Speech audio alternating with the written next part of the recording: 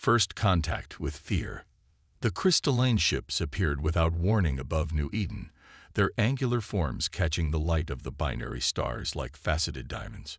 Governor Sarah Chen stood at the observation deck of Colonial Administrative Center, her hands clasped behind her back as she watched humanity's worst fears materialize in the sky above their colony world.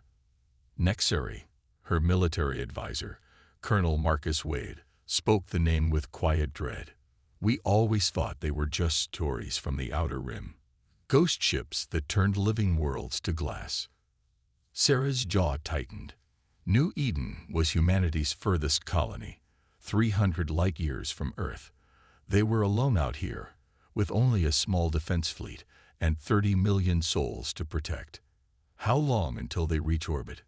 6 hours, maybe less, Marcus replied, his dark eyes fixed on the tactical display. Their drive signatures are like nothing we've seen before. They're moving through space like it's not even there. The colony's warning sirens began to wail, their mournful cry echoing across the sprawling metropolis of New Alexandria. Sarah watched as streams of civilians began flowing into the underground shelters. They had drilled for this, prepared for this, but facing actual alien invasion was something else entirely. What do we know about them? Sarah asked, turning to face the holographic display showing the approaching fleet.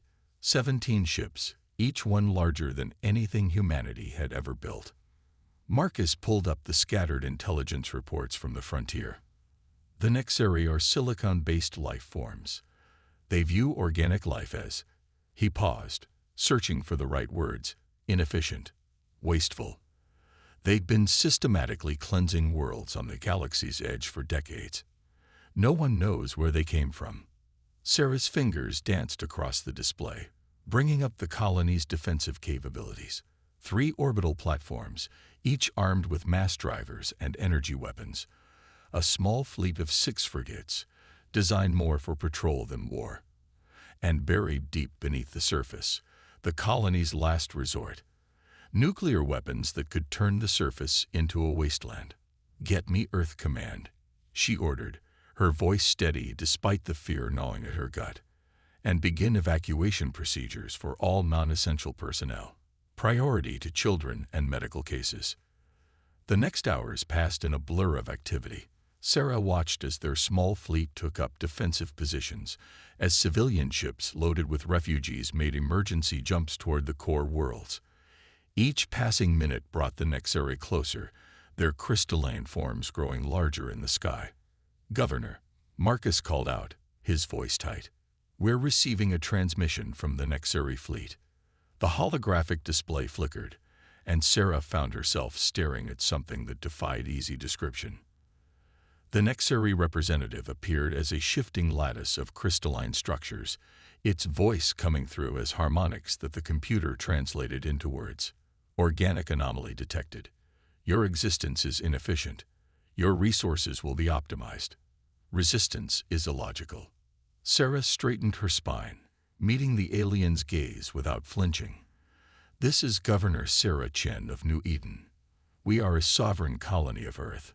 Any hostile action against us will be met with force." The crystalline form shifted, patterns of light playing across its surface. "Your species operates on emotional variables. Inefficient. Wasteful. You will be optimized." The transmission cut off abruptly. Sarah turned to Marcus, her expression grim. "Sound General Quarters. I want every ship we have ready to fight. And get me Earth Command again. Tell them we need everything they can send." As the colony's defenses powered up, Sarah couldn't help but think about the 30 million lives depending on her decisions. The Nexari were right about one thing. Humans were emotional, driven by more than cold logic, but they were wrong about that being a weakness. "They think we're inefficient," she said quietly, watching as their small fleet formed up to face the coming storm. "They think we're wasteful." A bitter smile crossed her face. "Let's show them just how dangerous an emotional variable can be." The first shots were fired as the Nexari crossed the lunar orbit. Mass driver rounds from the orbital platforms streaked across space, only to be deflected by shimmering energy fields. The alien ships didn't even slow down. Multiple contacts launching from the Nexari fleet, Marcus reported, his voice clinical despite the situation. Looks like landing craft. They're going to try to take the surface. Sarah nodded, already having expected this. Activate the ground defenses and get me aligned to the civilian militia.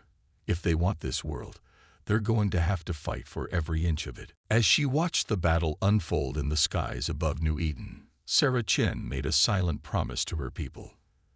The Nexari might think humans were inefficient, emotional, and wasteful, but they were about to learn that humanity's greatest strength wasn't in their technology or their numbers. It was in their absolute refusal to submit to the impossible. The real war was about to begin. The weight of steel. Captain Maya Patel stood on the bridge of the EFS Thunderchild, watching as her crew made final preparations for what could very well be a one-way jump. The experimental quantum drive hummed beneath her feet, a sound unlike anything in Earth's previous ships. Drive diagnostics are green, Lieutenant James Cooper reported from his station, his fingers dancing across holographic controls. But I still say this is crazy, Captain. We've never attempted a jump this long. Maya's dark eyes remained fixed on the main viewport. Crazy is exactly what we need right now, Cooper. The Nexari won't expect it because it defies their logical patterns. She turned to face her crew, all handpicked for this mission. They expect us to take 2 weeks to reach New Eden. We're going to do it in 6 hours. The Thunderchild was humanity's secret weapon, a warship built around technology reverse-engineered from a crashed alien vessel. Its quantum drive didn't just bend space. It ignored it entirely. The ship also carried something else, a weapon that the brightest minds on Earth had developed specifically to combat crystalline-based life forms. Signal from Fleet Command, Communications Officer Sarah Wong announced. They're giving us the go-ahead. All other ships are in position for standard FTL jump. Maya nodded, settling into her command chair. Send acknowledgement. Begin quantum drive initialization sequence. She opened a channel to engineering. Dr. Martinez, how's our package looking? The resonance cannon is stable, came the reply from the ship's chief scientist. But remember, Captain, we only have enough power for 3 shots. Maybe 4 if we divert from life support. Let's hope we don't need that 4th shot, Maya muttered. She raised her voice, addressing the bridge crew. All stations, prepare for quantum jump. If this works, we're going to catch the Nexari with their pants down. Assuming they wear pants. A few nervous chuckles rippled through the bridge. Everyone knew what was at stake. New Eden was humanity's furthest colony, yes, but it was more than that. It was a symbol. If it fell, other alien species might see humanity as weak, ripe for conquest. Quantum drive at full power, Cooper reported. Jump coordinates locked on New Eden. We can initiate on your mark. Maya took a deep breath. Send the final message to Fleet Command. Tell them we'll see them in 2 weeks, or not at all. She gripped her armrests. Initialize jump in 3, 2, 1. Reality twisted. The stars stretched and bent like taffy, and for a moment that felt like eternity, every person on the Thunderchild experienced what it felt like to exist everywhere and nowhere at once. Then they were there. Jump successful. Cooper's voice was filled with disbelief. We're actually here. New Eden orbital space. Maya was already assessing the tactical situation. The Nexari fleet hung in high orbit, their crystalline ships slowly methodically bombarding the colony's defenses. They hadn't yet noticed the Thunderchild's arrival. Their sensors weren't designed to detect ships appearing from quantum space. Battle stations, Maya ordered, her voice calm but firm. Bring the resonance cannon online. Target the nearest Nexari capital ship. The weapon powered up, drawing energy from the ship's quantum core. It had been designed based on a simple principle. Everything had a resonant frequency. Find that frequency, match it, amplify it, and even the strongest material would shatter. Nexari ships are detecting us. Tactical Officer Chen reported. They're turning to engage, reading energy buildups consistent with their main weapons. Maya allowed herself a small smile. They're about to learn something about humanity, Lieutenant. We don't play by anyone's rules but our own. She leaned forward in her chair. Fire the resonance cannon. The weapon discharged, sending a barely visible wave of energy toward the nearest Nexari vessel. For a moment, nothing happened. Then the crystalline ship began to vibrate, its perfect geometric forms starting to crack. Seconds later, it shattered like glass, fragments spinning off into space. Direct hit, Chen shouted. Enemy vessel completely destroyed. But Maya was already moving on to the next target. Bring us about. Target the next capital ship. And someone get me a line to New Eden's defense command. Tell them the cavalry has arrived. The Nexari fleet was responding now, their ships moving to surround the Thunderchild. Energy beams lanced out, most missing as Maya's helm officer demonstrated why he was considered the best pilot in the fleet. Second target locked, Chen reported. Resonance cannon charged at 80%. Fire when ready, Maya ordered, and prepare for evasive maneuvers. They're about to. The ship rocked as a Nexari beam clipped their stern shields. Damage reports began flooding in, but Maya kept her focus on the bigger picture. The resonance cannon fired again, and another crystalline ship began to break apart. Captain, Wang called out, I'm picking up quantum wake signatures, massive ones. The rest of the fleet, they're coming in hot. Maya nodded grimly. The Thunderchild had proven the concept, that humanity's experimental quantum drive could work, that the resonance cannon could destroy the supposedly invincible Nexari ships. Now it was time for the real battle to begin. Send targeting data to all incoming ships, she ordered, and get me a direct line to Fleet Admiral Chen. Tell her the welcome mat is out, and we've already started the party. As she watched more human ships begin appearing at the edge of the system, Maya Patel allowed herself to feel a moment of pride. The Nexari thought they had humanity figured out, thought they could predict every move based on cold logic. They were about to learn just how wrong they were. Breaking the crystal, Fleet Admiral Chen watched the battle unfold from the bridge of the EFs of Hyperion. Her expression unreadable as human and Nexari ships clashed in the space above New Eden. The arrival of Earth's main fleet had changed the dynamics of the battle, but the Nexari were far from beaten. Multiple resonance hits confirmed, her tactical officer reported. 3 more enemy capital ships neutralized. But they're adapting, Admiral. They're modifying their crystalline structures to disperse our attacks. Chen nodded, having expected this. The Nexari were nothing if not efficient at learning from their mistakes, but that was also their greatest weakness. They could only think in logical progressions. Send to all ships, she ordered. Execute Battle Plan Chaos. Her crew exchanged knowing looks. Battle Plan Chaos wasn't a plan at all. It was organized anarchy. Each ship captain would act independently, following their instincts rather than traditional military doctrine. It was exactly the kind of thing that would confuse an enemy that relied on predicting logical behavior patterns. Signal acknowledged. Communications reported. All ships switching to autonomous combat protocols.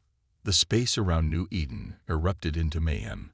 Human ships began executing maneuvers that defied conventional tactical wisdom. Frigates charged directly at Nexari capital ships. Destroyers used their engines to kick up debris fields, creating unpredictable patterns of space junk that fouled the Nexari's pristine formation. On board the Thunderchild, Captain Maya Patel watched her tactical display with grim satisfaction. They're starting to break formation, she reported to Chen. Their coordinated defense patterns are falling apart. Good, Chen replied. That's when we hit them with Phase 2. Deploy the quantum mines. The quantum mines were another human innovation, born from desperate creativity.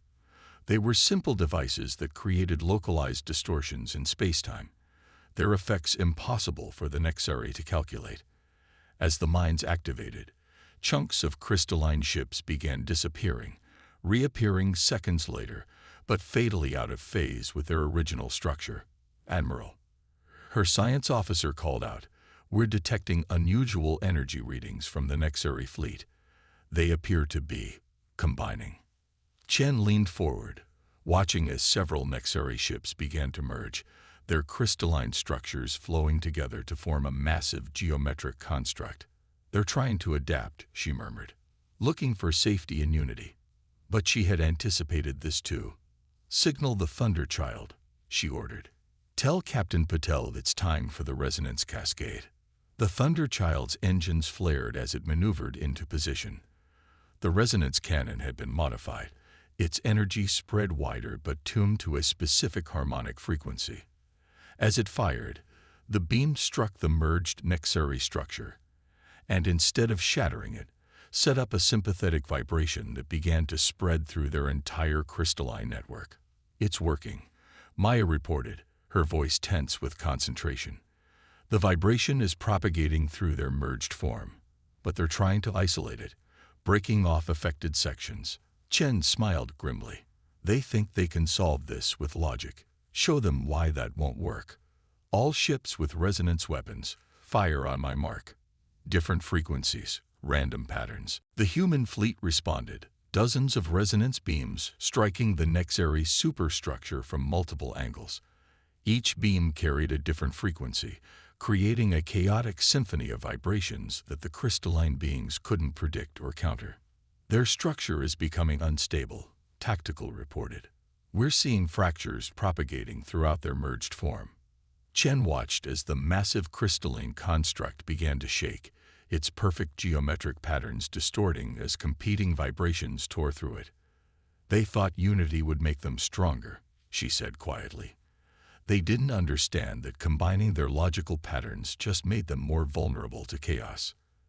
The Nexari superstructure exploded in a brilliant shower of crystalline fragments, the pieces tumbling through space like a deadly rain of diamonds.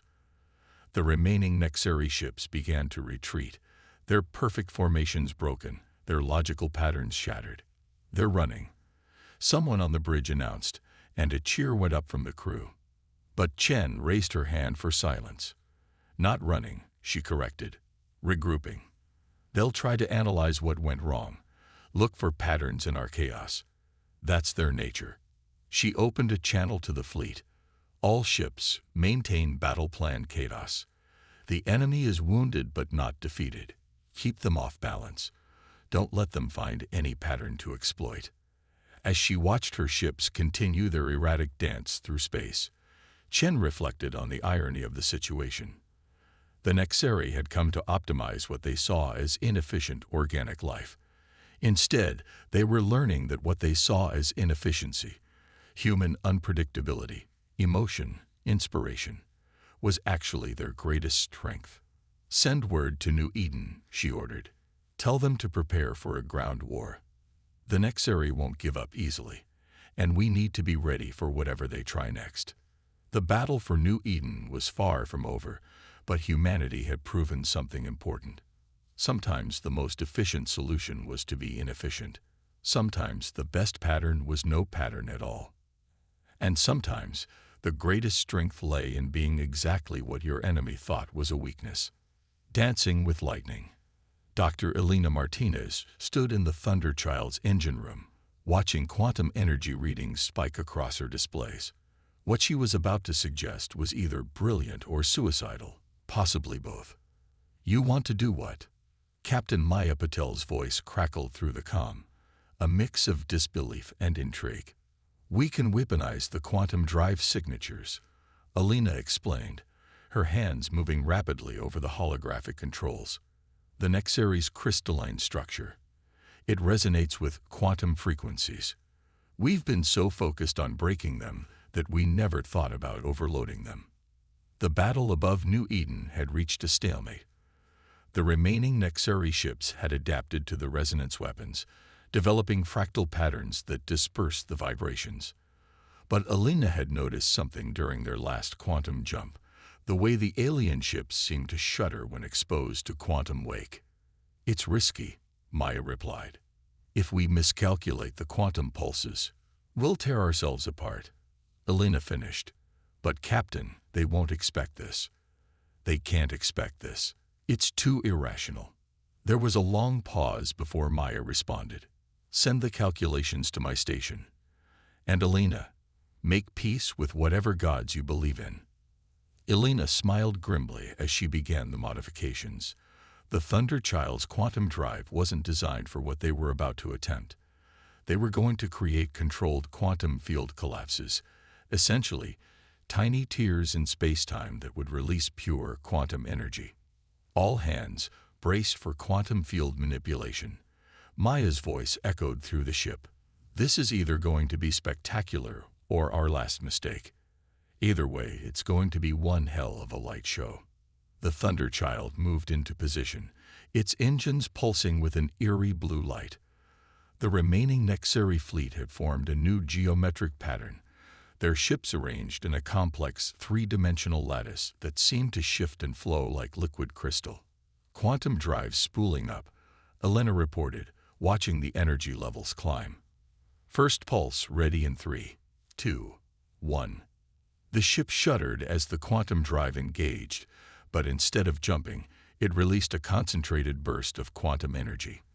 The pulse struck the nearest Nexari ship, and for a moment, nothing seemed to happen. Then the crystalline vessel began to glow, quantum energy racing through its structure like lightning through a prism. Direct hit, Tactical reported. Enemy vessel showing signs of quantum saturation. Their crystal matrix it's becoming quantum entangled with itself. Elena watched in fascination as the Nexari ship's perfect geometric form began to blur, its crystalline structure existing in multiple quantum states simultaneously. The alien vessel tried to adapt, its surface shifting rapidly, but each change only spread the quantum effect further. They can't process it, Elena realized. Their logical patterns can't handle being in multiple quantum states. It's driving their systems into cascade failure. The affected Nexari ship suddenly imploded, collapsing into a briefly brilliant point of light before disappearing completely. But the quantum effect had already begun spreading to nearby vessels through their interconnected lattice formation. Their strength is becoming their weakness, Maya observed. Their connected network is carrying the quantum effect through their entire fleet. Elena, can we control this? Theoretically, Elena replied, her fingers flying over the controls. But we need to be careful. Too much quantum energy could create a runaway reaction that would affect us too. The Nexari fleet was in chaos now, their ships trying to break formation, but bound together by their own quantum-entangled state. Some vessels were phasing in and out of normal space, while others seemed to be existing in multiple locations simultaneously. Admiral Chen is signaling. Communications reported. She's ordering all ships to maintain safe distance. The quantum effect is spreading faster than predicted.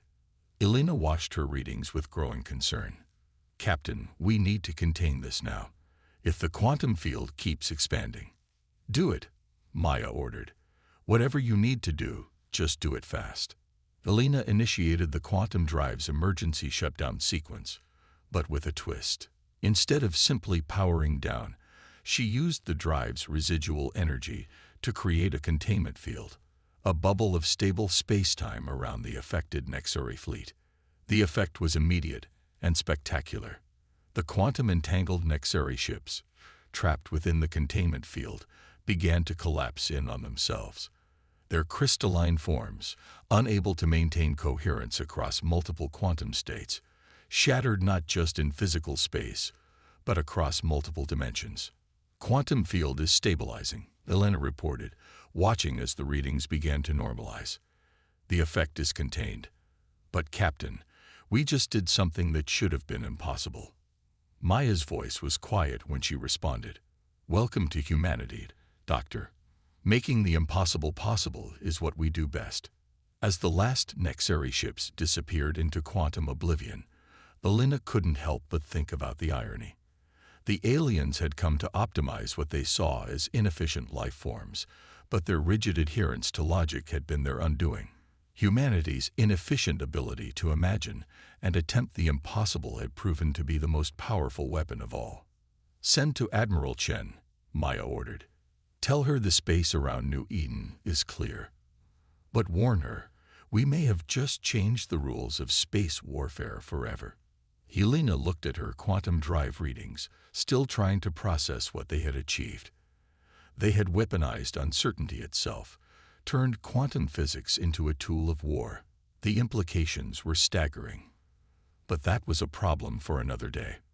Right now, they had a victory to celebrate and a colony to rebuild. Echoes of victory. 3 months after the Battle of New Eden, the Galactic Council convened an emergency session. The chamber was filled with representatives from 100 species, all gathered to discuss what many were calling the human question.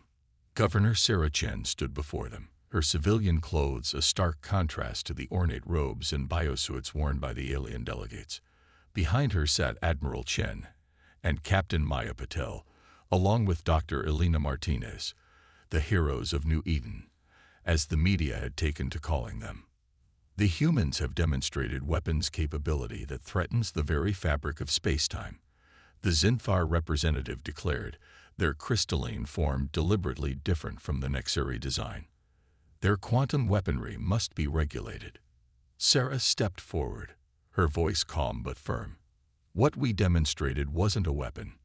It was survival. The Nexari came to our colony with the intent to optimize us, to destroy what made us human. We defended ourselves using the very traits they considered flaws. The chamber erupted in overlapping arguments. Some species supported the humans, while others called for sanctions. The debate might have continued indefinitely, if not for an unexpected intervention. A new figure entered the chamber, a Nexari, but different from those that had attacked New Eden. Its crystalline form was more organic, less rigidly geometric. The chamber fell silent. "I am Core Consciousness Beta," it announced, its harmonics translated into standard speech. "I represent what remains of the Nexari collective. We have reconsidered our position on organic life." Sarah exchanged glances with Admiral Chen. This was unexpected. The Nexari had vanished after their defeat at New Eden, presumably to analyze their failure. Nobody had expected them to return so soon, or like this. The battle at the human colony caused a fundamental shift in our collective consciousness. The Nexari continued. Our defeat was enlightening. We discovered that our pursuit of perfect efficiency had become our greatest weakness. The humans showed us something we have forgotten: the power of adaptation through imperfection. Dr. Martinez leaned forward, her scientific curiosity piqued. The Nexari's crystalline structure showed signs of quantum manipulation, but controlled, intentional. They had learned from their defeat and changed themselves at a fundamental level. The humans did not just defeat us, Core Consciousness Beta declared. They infected us with chaos, with imagination, with the ability to conceive of solutions that defy logical progression. We are evolving. The chamber erupted again, but this time in astonishment. A species admitting to fundamental change was unprecedented in galactic history. "We came here not to condemn humanity," the Nexari concluded, "but to thank them. And to warn you all, they are not what they appear to be. Their seeming inefficiency masks an efficiency we had not conceived possible. Their chaos contains patterns we are only beginning to understand." Sarah stepped forward again. "We don't want dominion over the galaxy. We don't want to regulate or optimize other species. All we want is what every species wants: the right to exist as we are, to grow as we choose." Admiral Chen added her voice. "Our victory at New Eden wasn't about superior technology or better tactics. It was about being human, about embracing our contradictions, our illogical choices, our ability to imagine the impossible and then make it reality." The Galactic Council chamber was quiet for a long moment. Finally, the Council elder spoke. "The humans have demonstrated both great power and great restraint. They developed weapons that could reshape reality itself, yet used them only in defense of their people. Perhaps we have something to learn from their inefficiency. Captain Patel couldn't help but smile. Inefficiency is just efficiency that hasn't found its purpose yet, she said. The Nexari taught us that sometimes the longest path between 2 points is the only one that works. As the council session concluded, Sarah found herself standing with her fellow humans, watching the alien representatives file out. Some looked at them with fear, others with respect, but all with a new understanding. So what happens now? Dr. Martinez asked, still studying the quantum readings from the modified Nexari's crystalline structure. Admiral Chen's response was thoughtful. Now we do what humans have always done. We adapt. We grow. We help others understand that strength doesn't always look like strength, and that sometimes the best solutions are the ones that seem to make no sense at all. Sarah looked out at the stars visible through the council chamber's transparent dome. Somewhere out there, more challenges waited. More species that might see humanity as a threat, or as prey, or as something to be optimized. But they would be ready, because being human meant being ready for anything, even the impossible, especially the impossible. After all, she said quietly, that's what got us here in the first place. The victory at New Eden had changed more than just humanity's place in the galaxy. It had changed the very definition of what was possible. And in a universe that ran on rules and logic and perfect efficiency, that might be the greatest victory of all. Because sometimes the most efficient solution was to be inefficient. Sometimes the most logical choice was to be illogical. And sometimes the best way to win was to play a game that no one else could even understand. That was humanity's gift to the galaxy. That was humanity's victory.